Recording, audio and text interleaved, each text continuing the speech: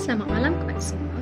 Saya Subashini nombor metrik 290463 dan rakan-rakan akan membuat pembentangan berkenaan tugasan kumpulan kami.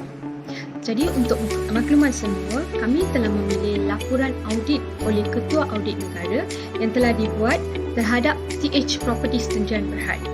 Jadi pembentangan kami mengandungi beberapa aspek iaitu pendahuluan, prosedur operasi standard, SOP perolehan, bentuk pelanggaran, nilai etika, integriti penjawat awam serta prosedur penyiasatan dan peranan ketiga-tiga institut ini. Saya akan memulakan pembentangan kami dengan pendahuluan berkenaan TH Properties Sdn Bhd. Okey, TH Properties Sdn Bhd adalah sebuah syarikat yang subsidiari yang mempunyai kepakaran dalam 4 bidang utama iaitu pembangunan, hartanah, pembinaan, pengurusan projek dan juga pengurusan kemudahan.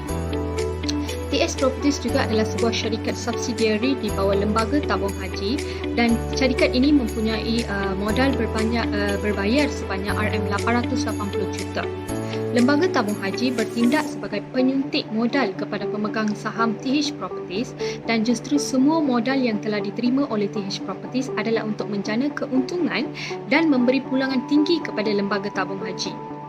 Tetapi, walau bagaimanapun, laporan Ketua Audit Negara tahun 2020 siri 1 bagi TH Properties telah mendapat dan menyatakan terdapat beberapa pelanggaran perolehan yang boleh dikenal pasti. Bentuk-bentuk pelanggaran tersebut akan diterangkan oleh rakan-rakan saya yang lain. Terima kasih.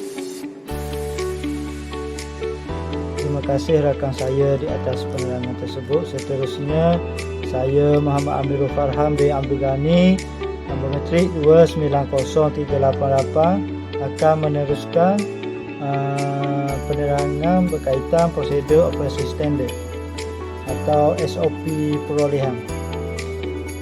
SOP perolehan merujuk kepada satu set langkah atau panduan ketat yang ditetapkan untuk menguruskan proses barang atau perkhidmatan dalam sesuatu organisasi. SOP ini merangkumi prosedur yang perlu diikuti oleh kaki tangan yang terlibat dalam proses perolehan. SOP perolehan ini penting untuk memastikan proses perolehan dilakukan dengan telus, cekak dan selamat.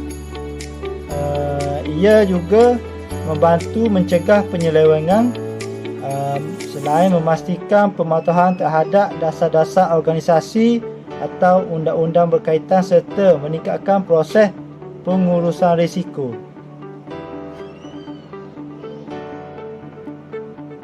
Selain itu, TH Properties juga mempunyai SOP perolehannya tersendiri iaitu melalui pembelian terus, yang kedua tender dan rundingan terus. Pembelian terus merujuk kepada proses membeli atau perkhidmatan secara langsung daripada pembekal tanpa perantaraan pihak ketiga atau pengedar. Manakala tender pula ialah proses sesebuah organisasi mencari pembekal atau kontraktor untuk menyediakan barang atau perkhidmatan. Dan yang terakhir adalah rundingan terus. Organisasi yang terlibat dalam rundingan terus akan berkomunikasi secara langsung dengan pembekal atau kontraktor yang berpotensi untuk membincangkan butiran dan terma-terma penawaran kontrak. Sekadar itu saja daripada saya. Sekian, terima kasih. Assalamualaikum dan selamat sejahtera. Saya Muhammad Fikri bin Omar bernombor metrik 290188 akan membentangkan laporan audit ini bahagian bentuk pelanggaran. Jadi, dalam tempoh audit dijalankan terdapat beberapa bentuk pelanggaran yang telah kami kenal pasti seperti pelanggaran yang tidak wajar, harga yang tidak munasabah, kelemahan pengurusan hasil dan lain-lain. Jadi di sini terdapat 4 jenis pelanggaran yang telah kami analisis. Pertama, perkhidmatan yang tidak berkualiti. Perkhidmatan yang tidak berkualiti ini adalah merujuk kepada situasi perkhidmatan yang mana tidak memenuhi atau mencapai standard yang telah ditetapkan Dengan kegagalan ini akan menimbulkan ketidakpuasan pelanggan dan individu yang terlibat. Kedua, kelewatan yang tidak munasabah. Perkara ini akan berlaku apabila jangkaan masa yang diambil dalam menyelesaikan sesuatu masalah, projek atau perkhidmatan yang melebihi kadar tempoh yang telah dijanjikan. Masalah ini disebabkan kecuaian kelewatan dengan alasan-alasan yang tidak munasabah dan akhirnya menimbulkan rasa tidak puas hati kepada individu atau pelanggan yang menunggu. Ketiga, kelemahan pengurusan hasil. Pelanggaran ini merujuk kepada situasi dalam sesebuah organisasi yang tidak dapat mengelola atau memaksimumkan hasil pendapatannya secara cekap dan efektif. Dan yang terakhir, pembaziran. Perkara ini termasuk dalam konteks pengurusan kewangan yang tidak cekap dan tidak optimum. Penggunaan wang atau aset bagi tujuan yang tidak memberi apa-apa manfaat, nilai dan pulangan yang sepadan dengan jumlah yang telah dilaburkan dan akhirnya mengakibatkan pembaziran. Terima kasih kepada rakan saya di atas penerangan tersebut. Seterusnya, saya Ahmad Amirul bin Maknoh, nombor matrik 290348 akan menerangkan nilai etika dan integriti pejabat awam. Nilai etika dan integriti pejabat awam adalah tonggak utama yang mencerminkan keseluruhan sektor kerajaan dalam negara. Umum mengetahui bahawa semua sektor awam di Malaysia merupakan nilai etika dan budaya integriti yang telus agar accountability, kewibawaan dan kecekapan pejabat awam sentiasa terjamin. Masih terdapat isu penyalahgunaan kuasa, pembaziran, pecahan manah, itirisan dana awam dan penyelewengan yang dilakukan oleh pejabat awam. Nilai etika yang melibatkan tahap profesionalisme pejabat awam adalah amat penting. Pejabat awam mesti mengamalkan standard dan etika profesional dalam semua aspek kerja. Tabung Haji Properties merupakan sebuah organisasi yang mementingkan profesionalisme dalam budaya kerjayanya. Tabung Haji Properties juga berpegang teguh dengan kod etika Islam yang menjadi laksana dalam oleh lembaga Tabung Haji. Pandangan terhadap integriti pejabat awam kerap kali berubah. Hal ini disebabkan terdapat pelbagai insiden yang positif serta negatif sering berlaku melibatkan pejabat awam. Integriti merupakan sifat tanggungjawab dalam melaksanakan tugas. Tabung Haji Properties menitik beratkan integriti. Hal ini kerana Tabung Haji Properties sering mengadakan program yang mempunyai intipati berkaitan integriti.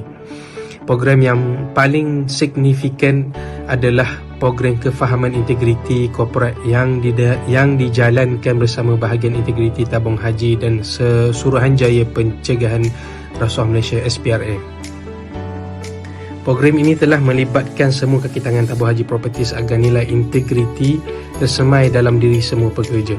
Pandangan positif ini sudah beralih ke negatif apabila kes-kes rasuah dan penyelewengan sering dilaporkan dalam lembaga Tabung Haji yang merupakan syarikat induk Tabung Haji Properties. Menurut bernama 2020, bekas pengurus kanan lembaga Tabung Haji Encik Zaharuddin Hamid didakwa menerima rasuah berjumlah 170,477. Kes-kes sebegini mempersoalkan nilai integriti dalam sesebuah organisasi dan pandangan tetap tidak boleh dirumuskan. Terima kasih kepada rakan-rakan. Jadi saya akan meneruskan pembentangan dengan menerangkan berkenaan carta aliran dan peranan tiga-tiga institusi ini. Jadi, Ketua Audit Negara, Jawatan Kira-kira Wang Awam iaitu EAC dan SPRM Malaysia mempunyai aliran peranan dan penyiasatan tersendiri. Mereka juga ada kaitan dalam laporan audit yang telah disediakan. Jadi yang pertama, saya akan terangkan berkenaan aliran penyiasatan dan peranan Ketua Audit Negara. Di mana Ketua Audit Negara akan memulakan proses penyiasatan dengan mengidentifikasikan dan menganalisis pelanggaran yang telah berlaku dan dilaporkan dalam laporan audit TH Properties. Ketua Audit Negara akan mengumpulkan maklumat dan bukti yang diperlukan untuk menyokong laporan-laporan yang telah dibuat terhadap pelanggaran ini. Jadi, jika terdapat bukti yang mencukupi, Ketua Audit Negara akan membuat cadangan tindakan yang sesuai dan mengambil langkah-langkah untuk memastikan kepatuhan kepada undang-undang dan peraturan yang berkaitan. Yang kedua adalah peranan dan aliran penyiasatan oleh pihak PAC. Okey, di mana jika pelanggaran yang dilaporkan adalah berat atau melibatkan jumlah dana yang besar, PAC akan dipanggil untuk menyiasat kes tersebut. Contohnya kes TH Properties kita ini.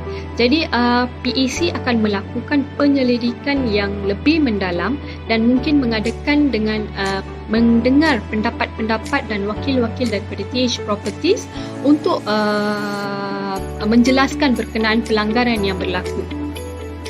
Dan yang terakhir adalah aliran penyiasatan yang telah dilakukan yang akan dilakukan oleh SPRM. Di mana jika terdapat tanda-tanda atau bukti yang menunjukkan kemungkinan adanya tindakan rasuah atau penyalahgunaan kuasa, SPRM akan turut terlibat dalam penyiasatan, di mana SPRM akan melakukan siasatan lanjut untuk mengesahkan kebenaran laporan audit dan menentukan sama ada terdapat sebarang pelanggaran undang-undang atau peraturan yang perlu ditandatangani atau ditangani secara undang-undang. Jika perlu, SPRM juga boleh mengambil tindakan undang-undang terhadap individu atau pihak yang terlibat dalam aktiviti yang melanggar undang-undang dalam syarikat tersebut. Jadi kesimpulannya, aliran penyiasatan ini membolehkan ketiga-tiga pihak berkenaan bekerjasama untuk memastikan bahawa pelanggaran perolehan di TH Properties disiasat dengan teliti dan tindakan yang sesuai diambil untuk menangani sebarang penyelewengan atau ketidakpatuhan undang-undang yang berlaku di dalam syarikat tersebut.